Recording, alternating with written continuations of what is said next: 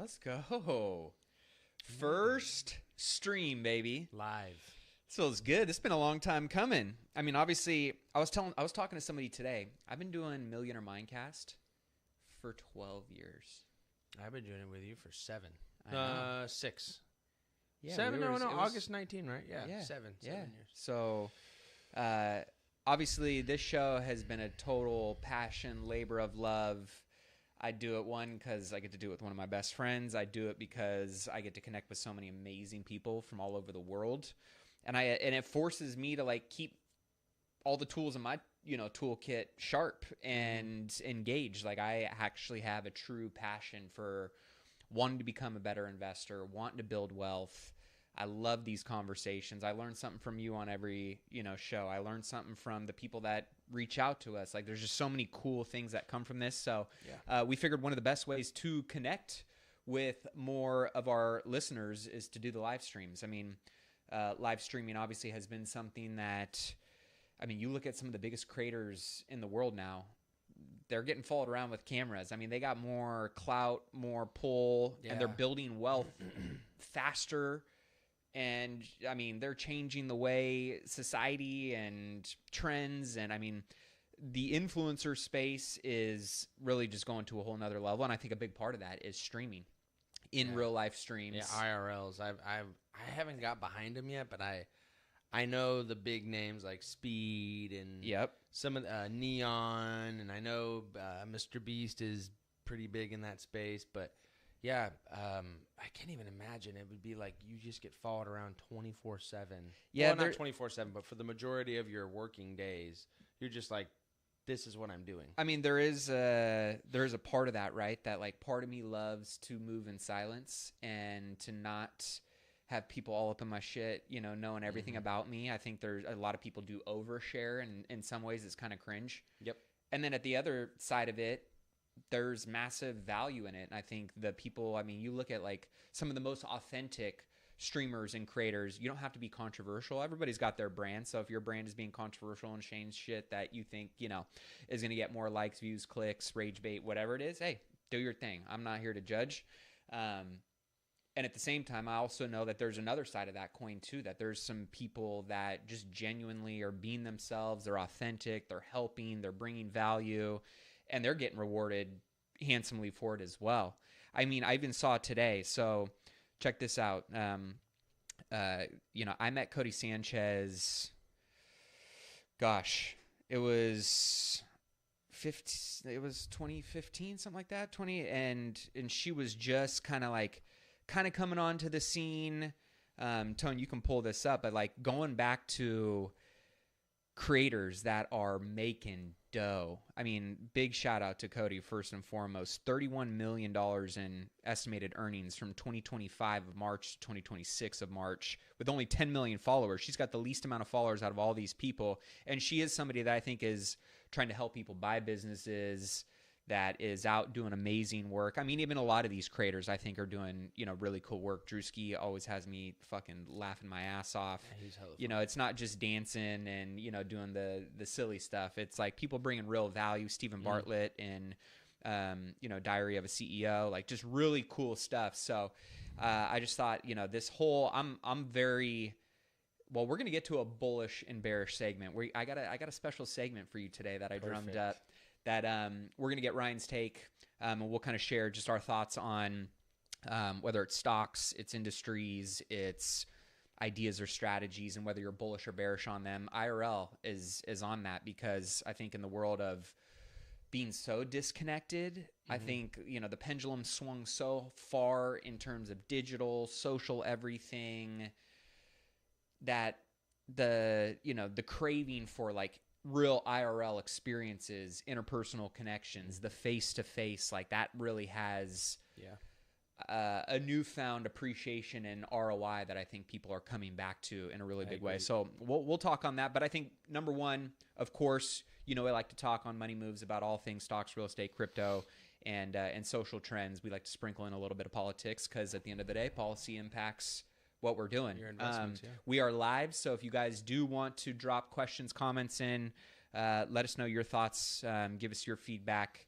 we have, first and foremost, I think the biggest thing that moved the markets last week, that was everything we've been talking about for the last few months, was Powell on his way out.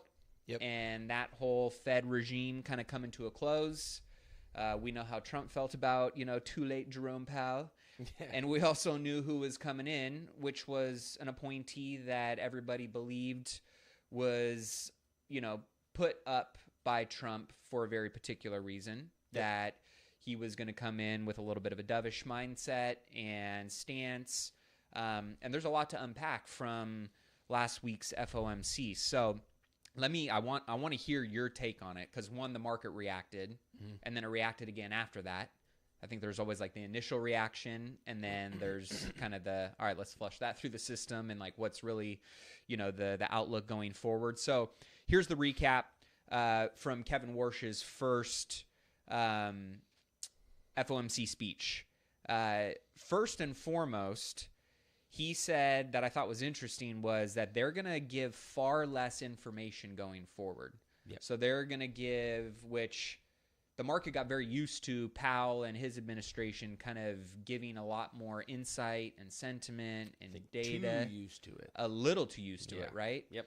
And that was something that we saw the market respond heavily from, up or down, depending on what that sentiment was. So Warsh said, hey, we're going to kind of keep things a little bit closer to the chest. During the press conference, he announced that the Fed has dropped its forward guidance. He even hinted that the dot plot could be changed or eliminated along all forms of Fed communication, such as the policy statement and press conferences. So in other words, right, the market will now have less Fed outlook, which means more uncertainty. Mm-hmm. We know the markets don't like uncertainty. And he also noted that they were creating 5 new task forces established by Warsh that were said to have grand objectives with minimal guidance on what to expect. So I don't know. To me, this is like a Fed that is going to be a little bit tighter lipped. It's going to create less clarity and direction for the markets. And is that a good or a bad thing from your perspective on how the market digests this? And just from that first speech, what did the market do, and how did things kind of play out over the course of the last week? Yeah, so I think that would be the only dovish thing that we got from the meeting, and I'll touch back on that in a second. But the market had just become too ingrained in betting on the Fed cuts based on the speech. So we would watch, you'd watch Jerome Powell speak, and they'd have the live moving market right next to it, and you'd see it go all the way up or all the way down. Yep.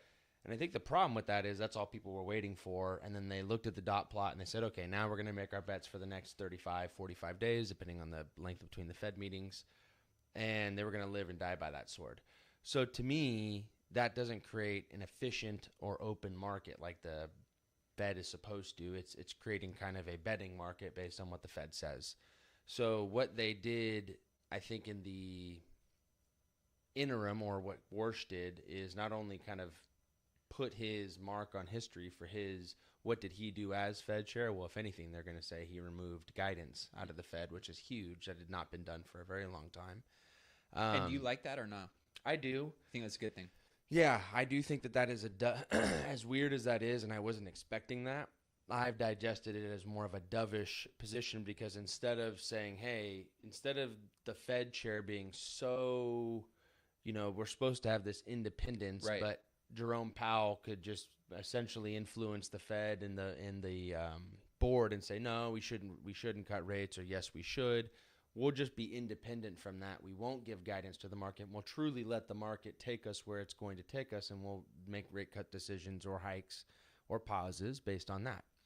So, and then, we still don't know who the missing dot was. And I think that probably was Kevin Warsh. That was my indication, because that would line up with him not being like, hey, we're not going to do dot plots. Correct. Potentially not do dot plots. And I don't even think the Fed chairs knew that, because they all submitted theirs, obviously. So, will we see the end of dot plots? I don't know. I think that they'll be submitted by some and maybe not by all. But I think the disconnecting the Fed so much from being so important to how the market moves is a good thing, because it also does, on the other side, Alan Greenspan is kind of the architect of the rate cut to save the market, and we're dealing with addictiveness to that. Essentially, it's been almost like a heroin to the market, because anytime there's a problem, they just say, "Oh, we have the infinite solution. We'll just cut rates. It'll inject infinite capital into the market." But then you have the issue of people meeting their debt obligations, good debt, bad debt, running up credit card debt, and some of that not being handled properly. So we're still dealing with the Greenspan era of 2008-ish today, and the issues from that almost 20 years later. I think it removes the reliance on rate cuts to keep the market stable as well, and makes people more independent of the Fed, and lets people get more used to, and what probably is going to be happening, higher interest rates, what people normally dealt with prior to 2008. Because the rate environment that we're in right now, I feel like the only reason people are complaining about it is because it hasn't been the norm for so long. Yeah, we got spoiled over, especially post-COVID. I mean, everybody just got addicted to cheap money. Yep. Prices were going through the roof. Our parents got to take advantage of it versus us. And so that's the disadvantage of timing, because most of our generation is now getting into that buying window, and where can they purchase at? 5, 6, maybe buy your rate down to 4.5, but 5, 6, 6.5%. So their mortgage payment is double what mine would have been on the same home cost. Yeah. With a home value that's 40% higher. Yeah, with where values are at. I mean, that's the average home, I think, in 21 markets that we saw last week was over $1 million, So you slap a 7% interest rate on that for the average young, millennial family that's not making, multiple six figures. It's hard to get your fair share of the American dream, right? So that's something that disenfranchises a lot of people from becoming homeowners, and then you get lifelong renters, and then where are they spending the additional money? Are they waiting to inherit the asset? What are they doing? Yeah. So. Now, we saw kind of coming out of that meeting, rate hikes didn't seem like they were on the table, or they were maybe softly being floated out there, depending on really how this Iran conflict plays out. We'll kind of do a quick little update on that, because that seemed to be something that really, and you and I were talking about this on X, the Iran conflict seems to be the linchpin of everything when it comes to whether or not the Fed can really drop rates, or if they hold them, or even if they hike them, because the Iran conflict seems to be the domino that is driving oil and energy prices. And you had mentioned something along the lines of, because Warsh had said, obviously we're paying attention to the Iran conflict, inflation's on an uptick a little bit. Inflation is a choice, he said, which made me think that was kind of his stance of being like, hey, we're going to hold firm if we have to. We're not going to cut too early, because we want inflation to go away, and that is what the Fed is mandated to do, is to get back to that 2%. Now, we all know that getting to 2%, like when have they ever gotten to 2%? Yeah, never. I also don't really get that mandate, because I feel like that mandate's just kind of a little outdated. Yeah, well, not outdated. It's like way too forward thinking. Plus, the sweet spot's always been around 3. So again, I've said that over the past couple of years. I think 2%. It's like, why are we at 2%? Pre-COVID, we weren't at 2%. So why are we at 2% now? It doesn't really make a lot of sense. Yeah. So he basically said, really the Iran conflict, which Powell had said too, is, hey, we're paying attention to oil and energy prices. We know energy drives damn near everything in what we do and how we use it and everything like that.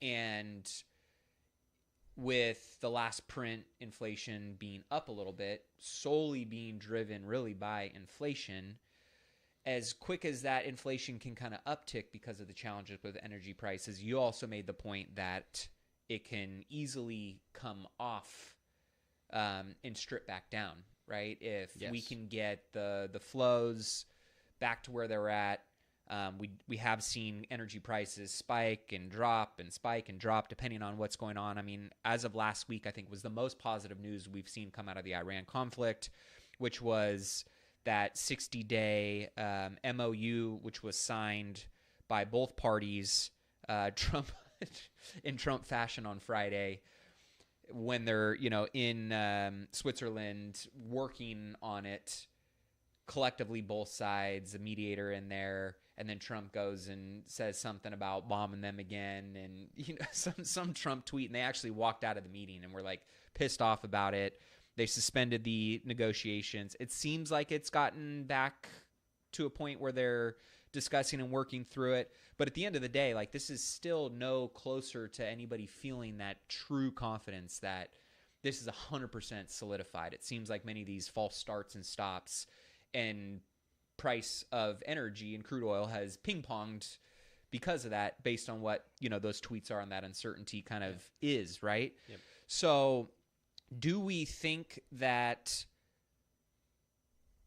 the sole, is your opinion that the sole ability of the Fed to cut and or raise rates is predicated on this conflict being 100% solidified? And do we even trust in what we're being told right now? Do we trust in Iran? Do we trust what's going on with our government, that the markets and the Fed can respond accordingly?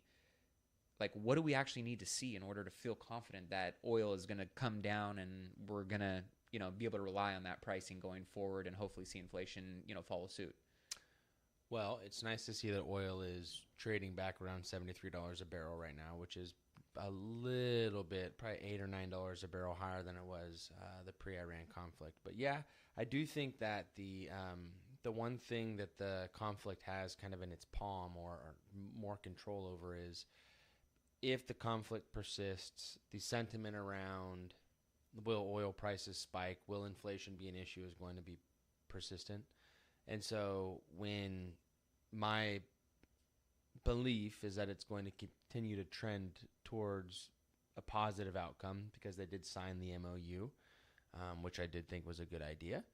But something I read in the MOU that I want to point out, it's 60 days, right? Mm-hmm. There's implementation periods over that timeline, and it can be extended mutually upon agreement of both parties. And so I wouldn't be surprised if it did get extended. I believe it will. Yeah. And I just think Iran is in a position where they've lost, but they're trying to save face, and the United States is in a position where midterms are around the corner. We want to get it done. We want to get it done, but they know that we don't want to also increase conflict, because that's going to potentially spike our CPI, and that could hurt the stock market, which is not good going into midterms. So there's politics at play. There's geopolitical risk at play. There's all sorts of stuff at play that's not really fun or fair.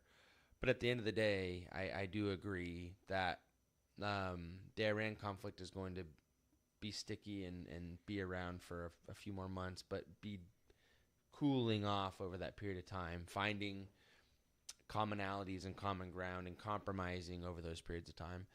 But I also think it's either going to accelerate or continuously push back. It's going to continuously push back the interest rate cuts, but it's probably going to accelerate the possibility of a rotation, because traders will start to say, okay, this rate cut is going to be farther back than I'm anticipating. Mm-hmm. Traders are typically putting out 6 to 8 months when they put equity purchases out. So what's going to happen in 6 to 8 months? And so that correction that I was talking about, although it's probably going to be short-lived or quick, that looks more and more likely. And it's nice when we fall in little chunks like this versus it being huge 4 or 5% days, because you have less freaking out. But I also think that that's going to, once we get to that correction point, whenever that is, either now or later, it's going to still give traders an opportunity, and it's going to recover quickly, because what they'll see is inflation data slowly going down, because the market will continue going down, and that gives Fed reason to pause, not raise. And that's kind of my whole thesis now. I know I'm going to be wrong on the cuts, even though I called it. Yeah, your July cuts. Ride that one into the dirt. But I was hoping you were going to be right. Don't get me wrong. I think everybody was. I wanted you to be right. I wanted to see, I wanted to see rates Cost come of capital down. is still too. I mean, it is high. It's too high. Yeah. For people to use it how they need to use it. I really I think that's a big part of why I think and there could be a lot of catalysts, right? I mean, I think AI is a perfect narrative and catalyst for why, because the opportunity is there and it's going to be there for a long time. And there's a lot of other catalysts in the stock market for why it's doing what it's doing. But I also think a big part of why the stock market is doing so well at the same time is because of all of those tailwinds. Yeah.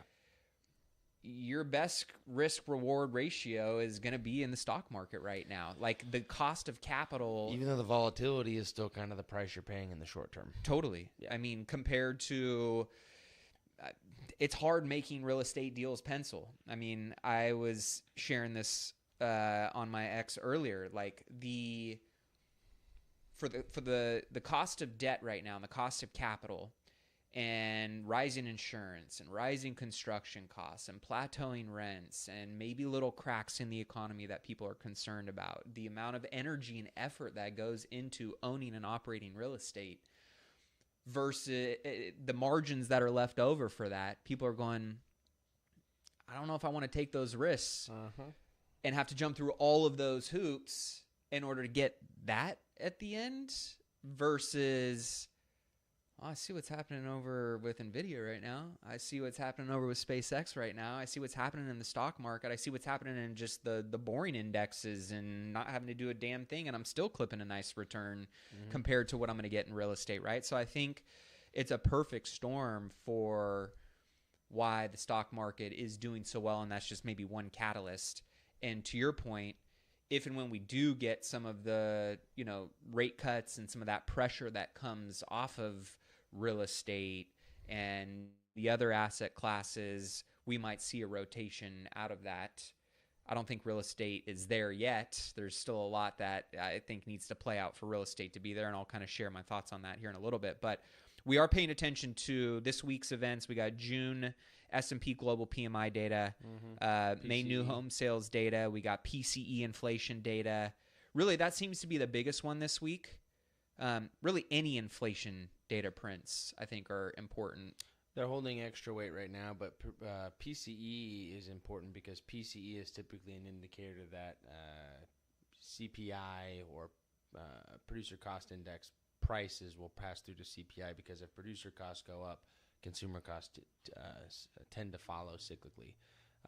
That's not always been the case, but that's typically the case. So that's why the PCE reports will be extremely important. Now, if we get beats on those, it's just as important as if we get misses. Yeah. Now, Bank of America came out today and said that they expect the Federal Reserve to raise interest rates 3 times in 2026. I mean, that's pretty aggressive, first off.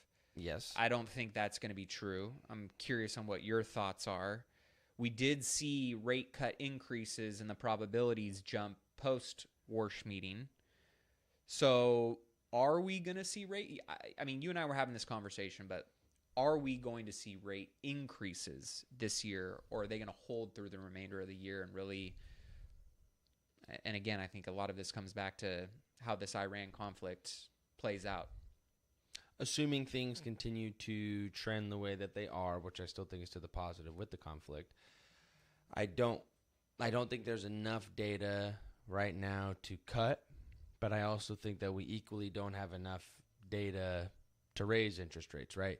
Everybody talks about, hey, we need to raise interest rates and stuff, but they're doing that when oil prices are trading at $90 to $100 a barrel. Now we're back to 72, 73. That's already starting to play out at the pump. So Americans are going to start agreeing with that. Consumer sentiment's going to settle. So I think that idea that I pushed to you, where I said when the U.S. floods the global market with cheap oil, and they will, that's going to moderately bring inflation data down over time. And if everything else can come into line with that, that would create a perfect storm to where we'd have volatility until traders felt like we were trending down enough or in the right direction, and then we would see a very quick pop. That's my anticipation of what's going to happen. So for people that are long-term investors or putting their money into the market like a lot of my clients are, they always look for opportunities to, buy the dip or get in things when prices are low. We were buying stuff at the 67, 68 range, and we're in 73 right now. So it's probably a good time to buy that because nobody was mad on 68 to 75 or 76 almost. People shouldn't be disenfranchised on seeing the 74, 73 number on the S&P because we're probably going to break through that maybe before year end and probably by sometime early next year, and we'll continue to chug through that. So it's just an opportunity indicator to me most of the time, but it's not going to be as long as I think people are anticipating. When it happens, it'll be like a Band-Aid on a leg. It'll be quick. It'll kind of hurt a bit, but it'll pass quickly, and people will soon forget about it. Well, I saw Wells Fargo Investment Institute set its 2027 year-end S&P 500 target range at 8,600 to 8,800. Holy snap. Yeah, I thought that was aggressive, but I mean, that's obviously, JP Morgan's pretty bullish away as well. I mean, JP Morgan's been very bullish on their outlook for 2026 as well. Jamie Dimon kind of said we're in a bullish tsunami right now. Barclays said its S&P 500 target is now 8,800 in 2027. So if there is short-term volatility, and we're talking about maybe some of these, small corrections or pullbacks, what you're saying, what you're seeing, what these institutions and, smart capital are saying is they still see, obviously, in between now and let's say the end of next year, this target is a lot higher than where we're at right now. I mean, yes. Tone, you can pull it up on the screen, but I mean, as of today, we're at what, 73.65 at the close. We're down 144 basis points today. So we did see a little bit of a correction. Yep. But overall, I mean, from 7,300 to 8,800, that's still buy the dips, ride the long-term type of market mindset, right? Yeah, it's over 10% return. Plus, dividends over that period of time, that would include overperformance by some individual names and underperformance by others. But, yeah, it's not hard to make money in stocks. You just have to be in them for a while and buy quality. My job and most of the relationships that I have with my clients is just making sure they don't make bad emotional decisions and then picking the investments for them, which is what we're paid to do. So the short-term volatility, again, I try to teach my clients, is just an indicator of opportunity if what we're buying is something we believe in, and we believe in the stuff that we buy. Yep. All right, so maybe this will tie back into one of our new segments for you guys. So maybe you guys can play along with us on this particular segment, bullish or bearish. And I'm going to give you let me set the table here. Maybe you can choose, but let's just say bullish or bearish time frame is over the next 12 months. But you can also say like, hey, long term, I'm really, bullish or bearish on one of these particular ones. So we'll just pick some of the big ones that have kind of been in the news lately. Headline that I saw this morning was NVIDIA announced they have a warm water cooling system that it says can dramatically reduce the amount of water a data center uses, eliminating pretty much all water usage inside the data center. Now, this is obviously, been something that has been a concern around CapEx and development and the usage and resources for AI, NVIDIA, their chips, and obviously being the leader in that space. Tone, you can pull this up on the screen today. We saw NVIDIA with a pretty healthy little pullback, 4.13%. Are you bearish or bullish on NVIDIA? Definitely bullish. It's one of my favorite AI plays because it's got a AI tech, semiconductor, all sorts of good stuff. So still bullish on NVIDIA. The 200 mark is a good entry point for investors. I see it after hours as being eaten up a little bit. That's going to be mostly institutions. So still very bullish on NVIDIA. All right. Now, the one that has really sucked up all the headlines over the last week. SpaceX. So let's see. Let me pull this up, Tone. SpaceX, as of today, we actually saw a little pulled back earlier in the day, got bought back up. But I think, based on what I saw earlier, it's down around 16% from its peak and is trading right where it was at or a little bit above where it was at when it opened. So, I mean, this goes back to what we were talking about of, unless you're a highly skilled trader and you're, very, very much engaged and invested in these types of companies, this was not one that you want to buy right out of the gate. Like, based on the lockup periods, and I wish I would have had that up there because it kind of shows all the different lockup periods and how much gets released and all that kind of stuff, which will, I think, tie into supply and people taking some profits off the table. You talked about maybe letting it settle for 6 to 12 months, depending on where those lockup periods are. Are you bullish or bearish on SpaceX? Short term, I'm bearish because I think the price is going to be under pressure until the 12-month lockup period. Most of the major investors, including Elon, have a 12-month holding period on that. So you'll see some profit taking at that time. That'll drive the stock price down pretty wildly, like we saw in Palantir, like we've seen in many other IPO names that are now very successful. And so the entry point tends to be after that period. You can still get all the pre-IPO kind of enthusiasm with the ride up, but you don't have to deal with the ride down. So long-term, bullish. Just in the short term, probably bearish on that. Okay. All right. So today we saw Meta just announced that they're building their own prediction market app, which... Don't get me started on prediction markets. I think it's a sexy way to say gambling. While they have very interesting cues and insights into social culture and trends and kind of probabilities playing out, to your point, I think gambling is becoming a massive, massive problem for a lot of people, specifically young men. Younger generations. I don't see a lot of young ladies sending it.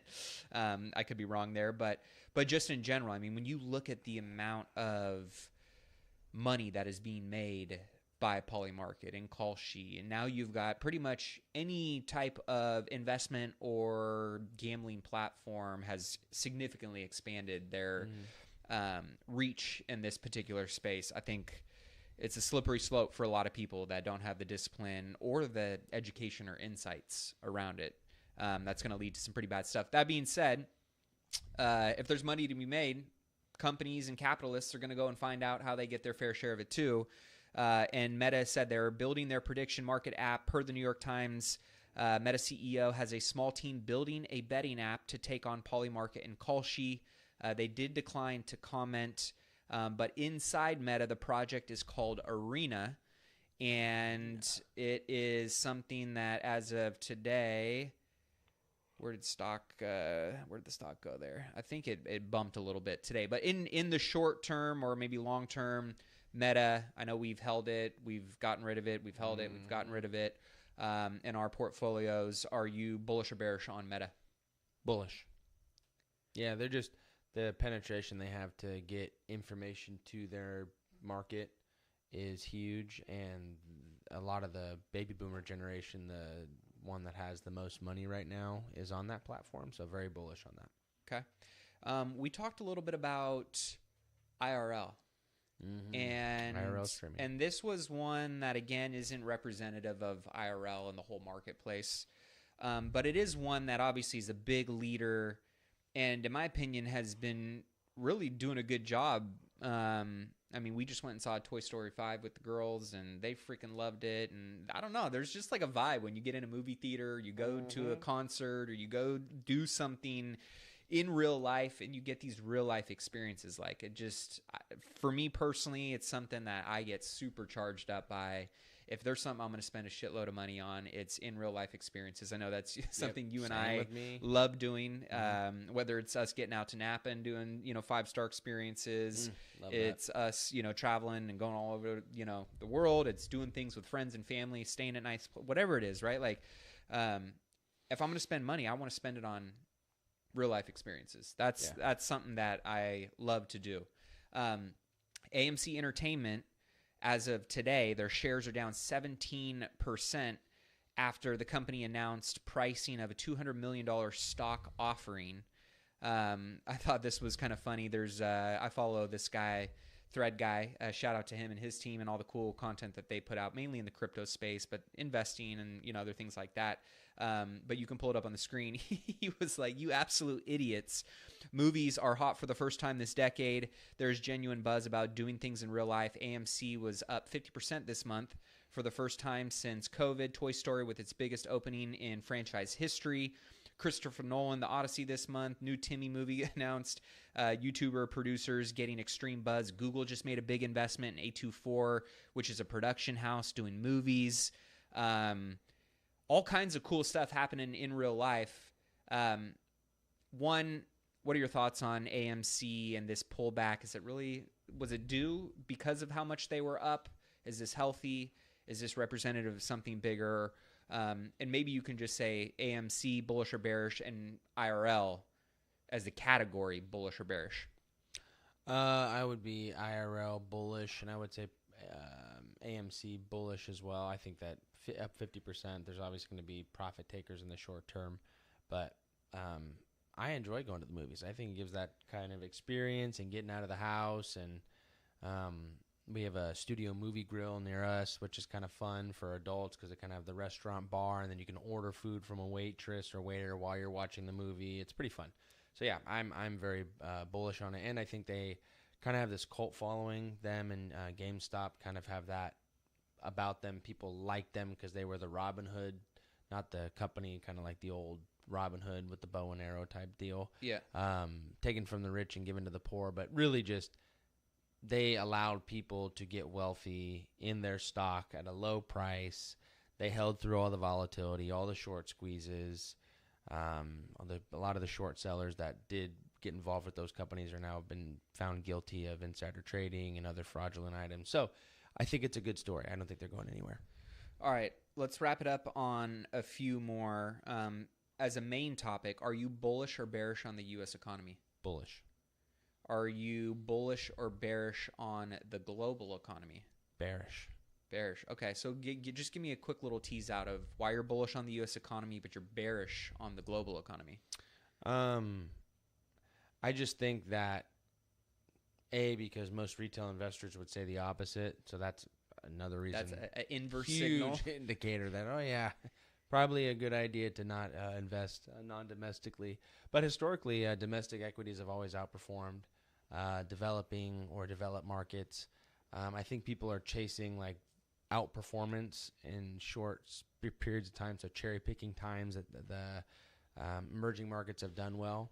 But to me, I just don't see the global market ever competing or keeping up with the U.S. market.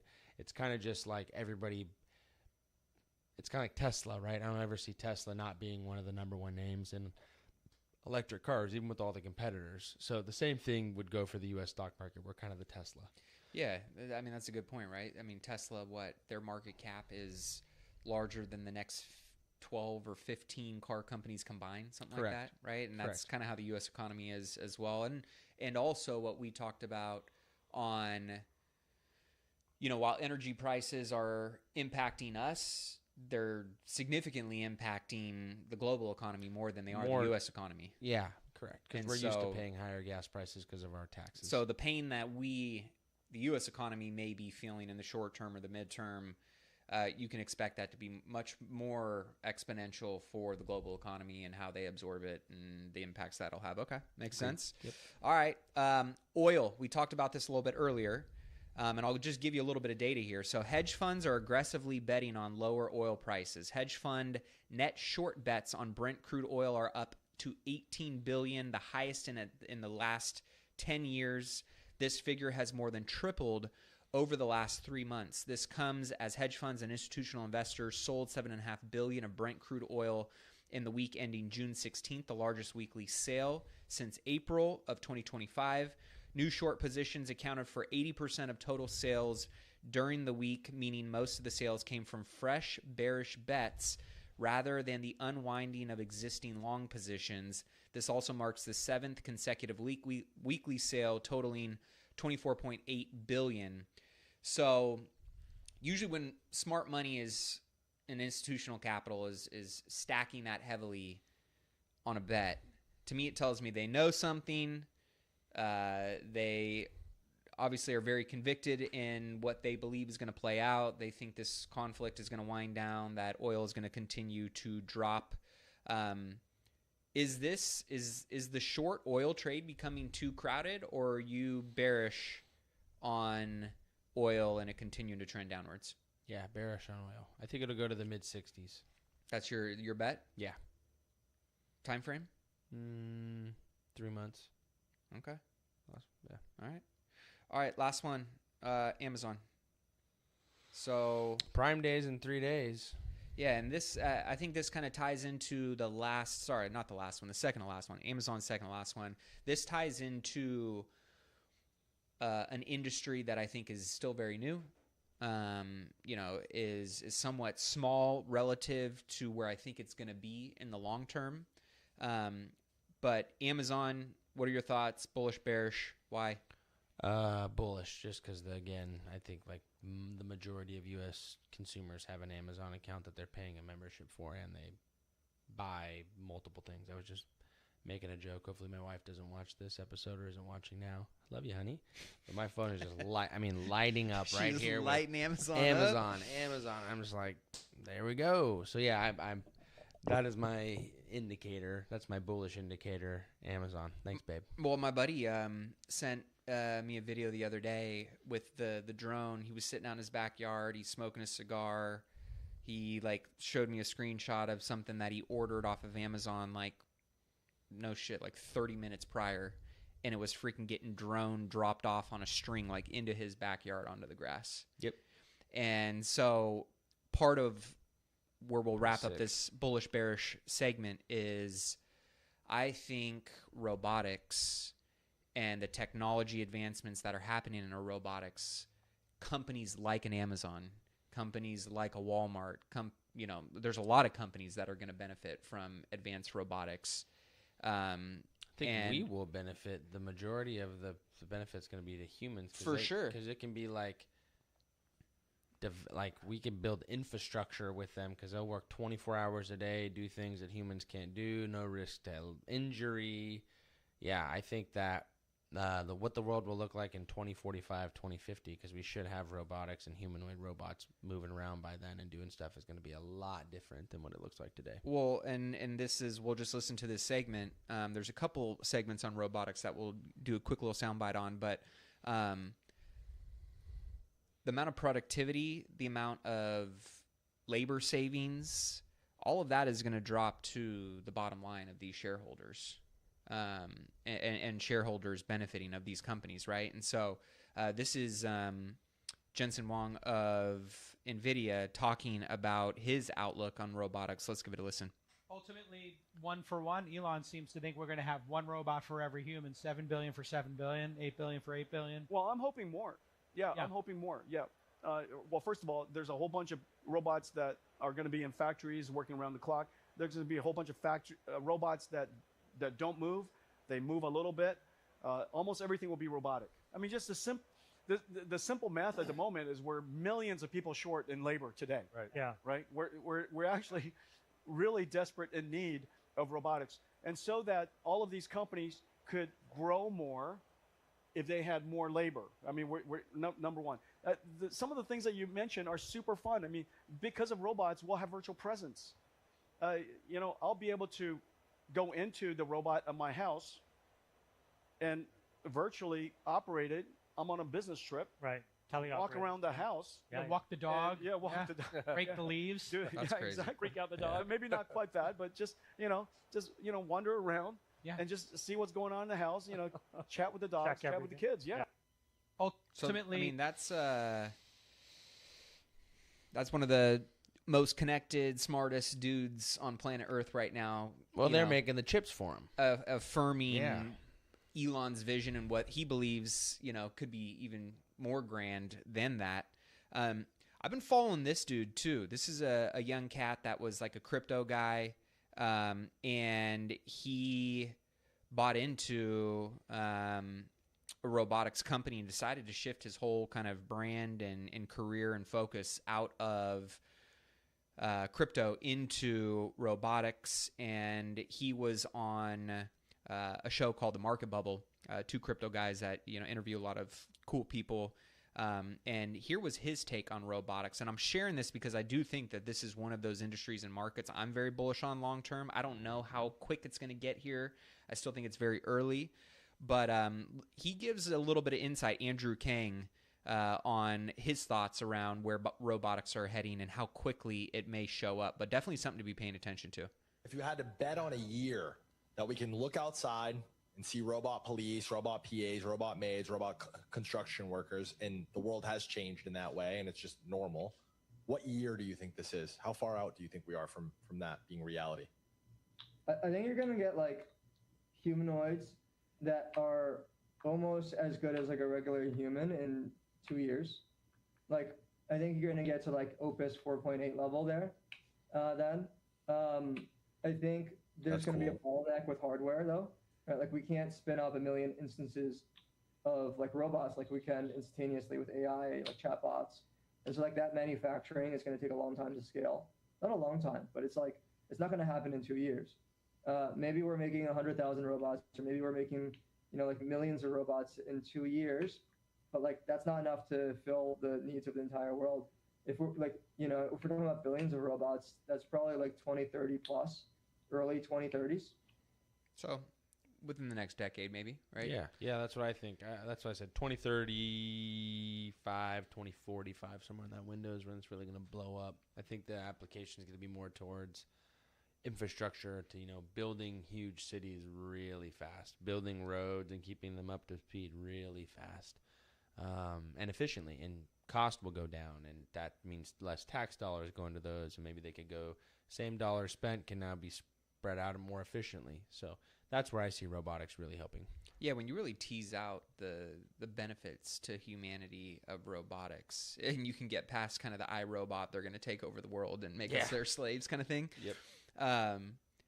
I just see so many net positives for investors, for humans. I mean, just on so many different verticals that I'm personally really excited to see where it's going to go. And I'll end on this one because I thought this is pretty wild to hear where robotics can even play into the arenas of entertainment. It's going to be called RAC. They're basically trying to create the UFC/F1 of robotics. And that's right. Like, that's so much fun. Like, you can have these robots fight in the same way they did in like gladiator battles whenever they did those. And like, that was the biggest entertainment at that time. We can't have gladiator battles anymore because it's like you can't have humans killing each other for fun. What was that one show? It was like Bot Wars. There was a show like that where like little robots. Yeah, BattleBots. That show was epic. Yeah. It was like Spike TV or whatever. It was like one of those channels. That's awesome. That was an example of them fighting, like Dana White starting some sort of competitive robot fighting league where like these robots are fucking built with, the latest and greatest tech. They're worth fucking, $10 million, and they're fighting. There's real stakes on the line, and people are fucking excited. And obviously, people trading markets on the competition aspect of it. I don't know. It's fucking cool.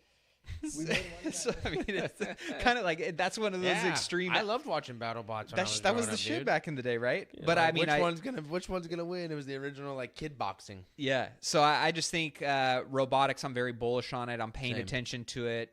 Even and we'll wrap it up on on robotics on this topic. He even mentioned though like pre-IPOs and really like private investment companies and private funds and VCs like. Not a lot of people are going to get to see or touch any of these companies for quite some time because that market is become so robust. I mean, we saw it with SpaceX, right? Like retail didn't get a fair share of that. You had to have private access into that world to really like get the benefits of it. Now you might get it long-term macro, right? But like getting some of that early alpha, you have to have the right relationships. You got to be connected into the right circles with the right companies. Because if you don't, then you really miss out on some of that really early stage alpha that I think early industries like this can really create some exponential growth and gains for people. Correct. That's why, people talk about Apple and NVIDIA and stuff. It's because the money they made in those companies, and Tesla, the money they made in those companies by being earlier investors. I got exposure to it with ETFs for our clients but we don't own any of it individually. Yeah. All right, so just shifting over to crypto. Really, the market pulled back a little bit on crypto after the war speech. I think obviously the reality is setting in a little bit that, the hopes of liquidity and this rotation out of stocks was going to come back into, the undervalued and depressed assets of crypto, which, don't get me wrong, still is potentially on the table as we do have, I think the big catalyst for that narrative playing out is the Clarity Act. And the U.S. House Committee scheduled the Crypto Clarity Act hearing for July 17th. So this July 4th, it's going to be on Trump's desk. He's going to be signing it in. I just don't think that's reality. It's just not going to happen. Nope. Maybe by the end of the year? Maybe. Yeah. If the public hearing for it on the 17th goes well, yeah. And what could we see in the crypto markets as a result of that Clarity Act getting passed, theoretically? I would assume we would see a very big liquidity injection into the crypto space as a whole, with some of the bigger names leading the charge, such as Bitcoin, Ethereum, Solana, Ripple, or XRP, excuse me, things like that. Yeah, I could definitely see them being a benefactor of that. I don't know how they wouldn't be. How much will it run up? I don't know. How big is the stock market cap? Oh boy. Let me double check, but it's multiple trillions. U.S. stock market. I want to know this too. 137 trillion to 154 trillion is what it says. So obviously that's a little bit of a gap, but that's the global market cap, by the way. I would say the U.S. stock market's about 75 trillion. Yeah, so it says around 75.1. Okay, so if you pull this up on the screen, Tone, so we got the total crypto market cap is 2.14 trillion. Mm-hmm. So a fraction of what the stock market is, and a big part of that is because of governance and rules and laws and regulations and scams and all the things that has really, one, created exciting opportunity for, people in crypto, but also a lot of destruction and, a lot of downside for a lot of people as well, right? And so until that Crypto Clarity Act gets passed, I'd be very interested to see, if we come back and look at this video, if and when it does, and maybe a short window of time after it does get passed, where we see that market cap jump to. Is it a couple trillion? Is it tens of trillion? I don't know. What would you say? It's kind of a tough thing to even plan or think for, but I could see it jumping a couple trill.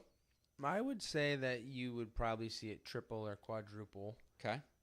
In the early years, and then that would be mass adoption, and then you would see it continuously grow from there. Yeah. But it'll take a long time to get close to where the stock market is, just because how much bigger it is than that, and how long it takes to get $1 trillion. It's not just a small number. Yeah. So, all right. So as we wrap up, a little bit of real estate.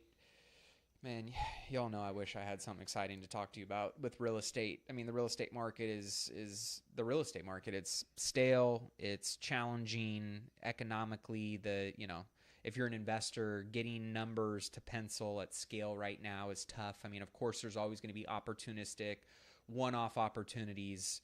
And those are the ones that you should be hunting for in this particular market, by the way, because, just like stocks and crypto, the best time to buy is before the big move happens.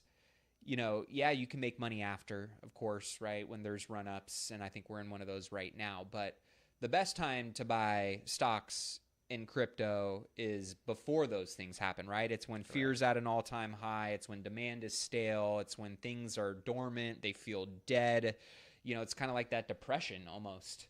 Well, real estate is no different. Real estate, the best deals are not bought after the big rate cuts happen. They're not bought after the cap rates compress. They're not bought after all the rents start spiking. It's before then, right? Which is really right now. It is that time where it's right now. And I do think that, you know, there is a lot of smart money positioning right now, buying quality assets in quality markets, quality locations. And if you look at, you know, this real estate cycle, because every asset class has, you know, a cycle that it goes through, right? And so this is, and I made a post on this on, I think on my X and my Facebook, but this framework is called the Mueller real estate cycle, and it goes in 4 phases, right? Just like the crypto has a market cycle, just like the stock market has a market cycle, just like our global and you know, domestic economy have market cycles, real estate goes through the same thing. And right now, it is not, let's just say, the expansion phase of real estate. You know, it's a very challenging time for real estate. We've in certain, and again, every asset class can be at different phases of the cycle as well. A certain market can be at a certain phase of the cycle as well, or those things simultaneously happening together. You know, right now, hypersupply and recession, one asset class that falls into that everybody can agree on is office, right? Yeah. I mean, it's one of those things where... Or mega, what's it called? Like malls, mega... Yeah, the power centers, mega malls. They're just called mega malls or mega... I mean, yeah, you just have your big malls that, you know, depending on the, you know, retail makeup of those assets, like those are going through some challenges right now. Retail has actually been one of the strongest performing asset classes. I've seen a lot of the malls flip into indoor playgrounds. There's all kinds of repurposing going on, right? But we have over $1.5 trillion in commercial real estate debt maturing into rates double what owners originally underwrote. We've got transaction volume down over 50% from the peak. We've got deals are tougher to make pencil based on what we talked about earlier for the risk reward that most people desire. And we got the stock market that's just ripping right now, sucking up a lot of that liquidity and demand. People are going on, I'd rather not, you know, I'd click a few buttons and just be patient and let the market do what it's going to do instead of having to take on all the stress and the risk of real estate right now. Yep, spreads right there. But like I mentioned, right, when we get back into this recovery phase in certain asset classes and we get back into expansion mode, which a lot of that is going to be dictated by rates. It just is. That's when it's going to get exciting. But you do want to try and pick up assets, you know, in phase 3 and phase 4 of this market cycle. If you can make the deals penciled today, I mean, all the people that I know bought stuff in 09, 10, 11, 12, when it was hard to buy it. It wasn't sexy to buy it. Prices were way down. Rents were way down. Valuations were all of it. Yeah. And then it's the people I mean, I was one of those people where, like, fortunately, I just got lucky. I was buying single family rentals for like 75, 100, 150 in Sacramento. Like, those numbers are unheard of in California now. Yeah, I sold some of my rentals pre-COVID when I was going more into commercial real estate that I picked up for 75 for like 400. Now they're like 650, 750. I'm like, I should have held on to those, right? Yeah. But coulda, woulda. Looking back, that was the hardest time to buy, and yet I wish I would have bought more. And I think we're in one of those seasons right now in real estate as well. So something to be thinking about. If you can make the numbers pencil today, you can weather the storm and you can ride this out. When rates drop, it's going to be... You're going to be looking like a genius. And I saw this little soundbite from Kevin or Kevin Pathrath or whatever. He was talking about this may be one of the best decades to buy real estate. Here's why. Let's give it a listen.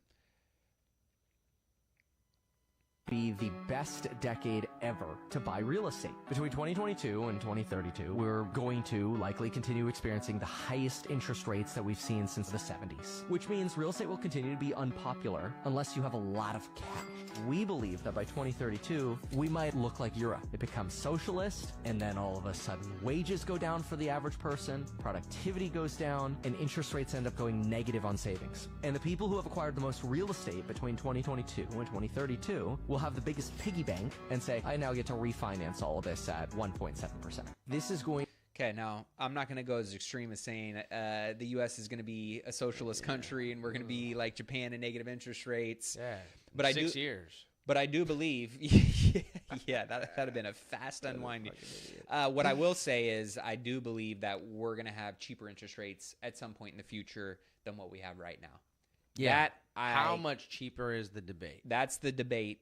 And yet I know that if you can buy quality assets in this market and weather that storm as long as you need to, and again, this is where conservative underwriting, building in buffers and safety nets, and not doing all the rosy pro forma bullshit that things are going to be better and better and better, like many people did who are caught and trapped right now, that bought in 21 to at the end of this, before rates rose. I think that there's massive opportunity to really generate some real wealth in real estate. It's not having its day right now, but I can promise you this, it will have its day at some point in the future. I hope it's sooner than later, but that's obviously something that we track the data on. We listen to the data, and the data drives our decision making, and that's where we position accordingly to protect capital, protect our assets, protect downside risk, and at the same time, right, we use those cues and data to create conviction in a short-term, midterm, and long-term strategy with what we're doing. So as we wrap up today, I wanted to get your thoughts on this final take from 2 videos, because I think it made me think of, I'm good on when I have a clear target and I know what I want to focus on, where I want to get to, when I need to get there by, and then I can just kind of reverse engineer a strategy and I'll get to work. Yep. I'll just go and, tackle and block, execute on the X's and O's. And Kevin O'Leary had a hot take that he said the only number that buys you freedom is $5 million. Here was his logic. Let's give it a listen. I want to hear what your take is after we listen to what he has to say. Bank to be secure for the rest of your life is $5 million. And I tell every entrepreneur that go well past that, the discipline is get $5 million and put it in T-bills and just look at it. It's just sitting there, and don't touch it, because if poo-poo hits the fan, you're still good. What are T-bills, in case people don't know? Treasury bills, U.S. Treasury bills. You can also buy gold, but it doesn't have any yield. I have T-bills. I roll a bunch of T-bills. That's my Q account, and it always has been. I've never touched it. And, I buy dinner with the interest.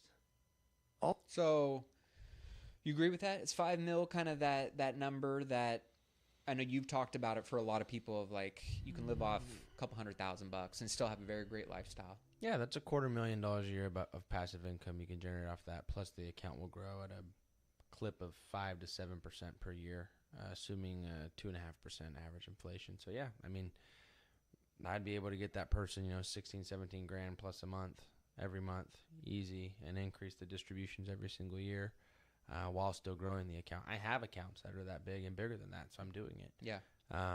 So yeah, to me, it just depends. Is that amount of money going to, make you good? I think to his point, he was saying when you make it, you throw $5 million of your made it money into this account. Just don't risk it on a bunch of stuff. Put it into safe and just watch it grow by 3 to 4% a year.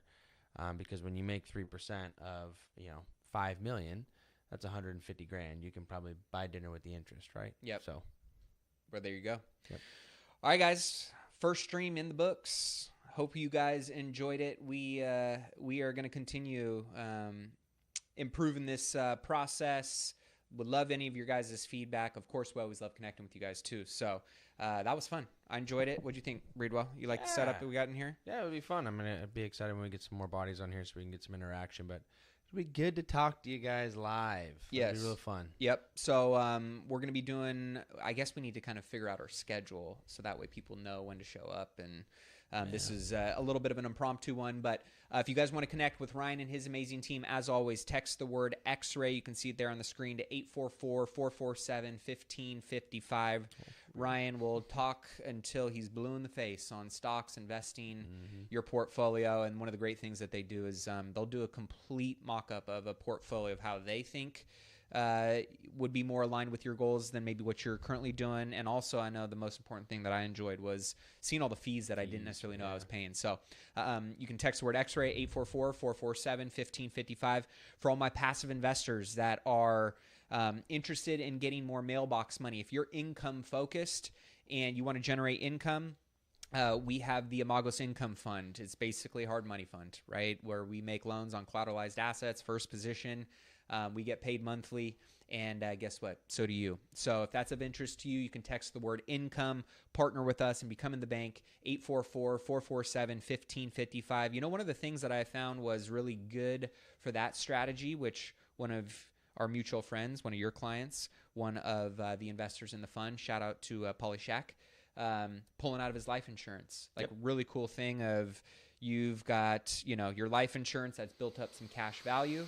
Obviously, God forbid something happens to you, you still got that policy in place, but you got this bank account that you've built up that you can actually pull on at, say, what is 6% around right now? I think the rate is right at 5%, but there's no underwriting, and that policy is making about 8% right now, so he's pulling about a 3% positive arbitrage on the loan cost. So earning interest on the money while it's being lent out, no underwriting, no taxes. It's pretty nice. Yeah, so he's rolling that over into the fund, and I'm paying him 10%. Yep. So it's like double dipping. So he's getting a nice. So like, if you do have a life insurance policy, verticals on $1, and that's something that, you know, is of interest to you, that's where I think probably one of the sweetest and sexiest parts of the life insurance arbitrage model, that you still get all the benefits that you wanted originally for it, but now once you build up that value over time, you can start putting it to work, and like you said, getting a little double dip there. So that's of interest to you. Text the word income, 844-447-1555. As always,